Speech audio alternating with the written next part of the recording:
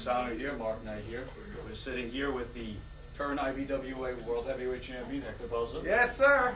And he's got an upcoming match just announced tonight with Eddie Gunz. And my first question to you would be, where did you get this newfound respect for the business?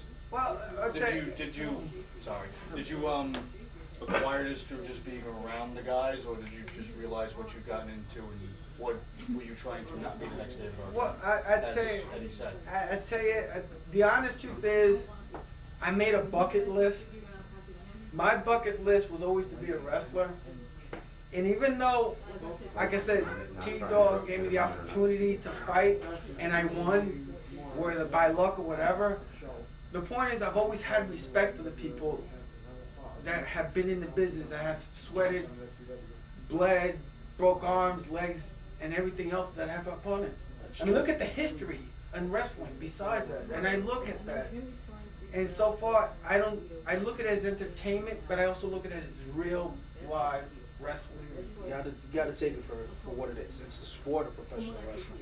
And the fact that you have been around guys like Justin Time, yes, and myself, yes, and members of the wrestling community too, yes. I mean, you know, you are the champion, you yes, are the man, you have the big goal, you are the world champion, and you know it's not an easy task being champion. It's a lot of responsibility, and it seems that you're taking that very well. You know, you're holding up to your end of the bargain, you're accepting the challenges, and you know that you have plenty of tasks ahead of you. Yes, I have a task, and the task is to be champion for as long as I can, to help out whoever I have to help, whether it's kids or whatever. However, if I gotta get down and dirty too, hey, that's the name of the game But too. you have a challenger. Yes. And Eddie Gunz. Yes. I know Eddie Gunz for many years. You know, he's been in this business for some time. He wants that belt. He wants to prove that the sport of wrestling is not dead, and that the belt should be around the waist of a wrestler, not an actor. Well, I tell you one thing: if this belt goes around his waist, it will be dead. Wrestling will be dead. I have to say that much, thing, because the man, he's been out of wrestling for 20 years. He hasn't wrestled anybody. He's telling me I haven't wrestled, but yet I'm champ. He hasn't been at it for 20 years, and he was wrestling, and he still didn't win nothing. So, what does that make him? But don't you see a little bit of concern in the passion in which he's showing? Listen, when you're wrestling, both of you guys know, most people, there has to be passion. I have the heart and the passion. That's why I won this. So I give credit to credit's due for all the wrestlers, and maybe somewhat respect for Mr. Gunz for getting in after 20 years. But he's got the audacity and the gall to say all that nonsense. Let me tell you something again. He's got to do what he's got to do. All I'm saying is, talk all you want. I'm still here. I'm still the champ, and I'm not running. Well, that's all that we have for now. Have a good night. Thank you, ladies and gentlemen. James Fasano here, alongside my friend Mark Knight. How's it going, ladies and gentlemen? We're here with the challenger for the IBWA World Heavyweight Championship, Eddie Gunz. Eddie, good to see you again. To see you guys again. Pleasure as always. It's no secret that we also cut a promo interview segment with your opponent, The champion of the world. For that thing.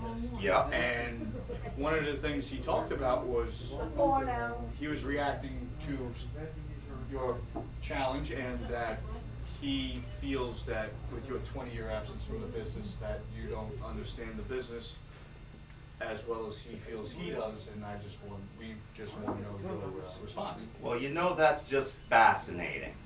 But let me tell you a little something about the IBWA World Champion. Okay?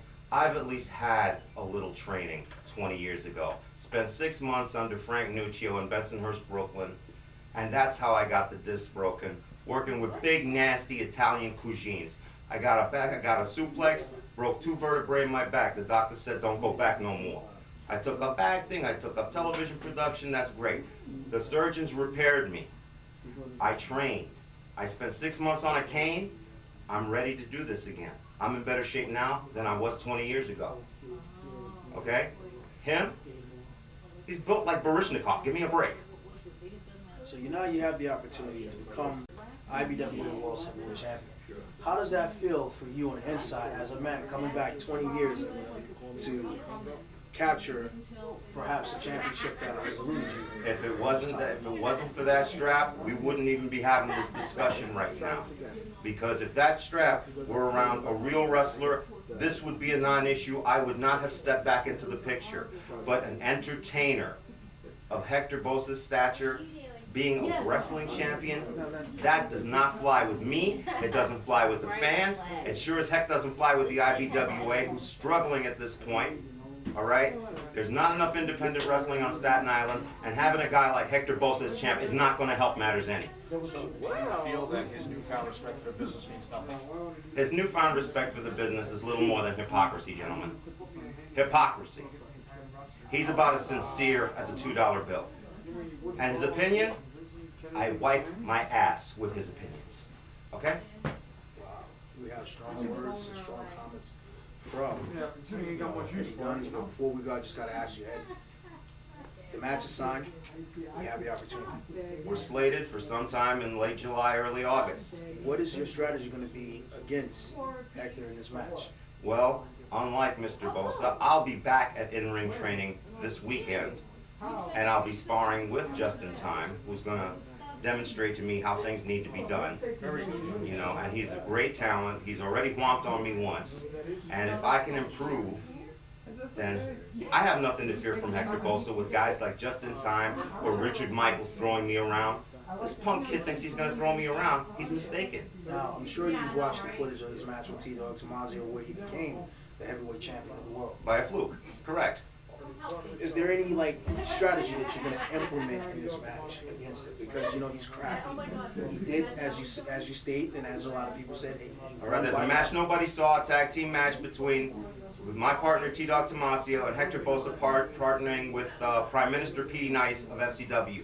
This match is not aired yet on the internet or television. This guy put me in a submission hold. He had me in a scissors and he had my arm cinched up real good, trying to torque it, trying to hurt it.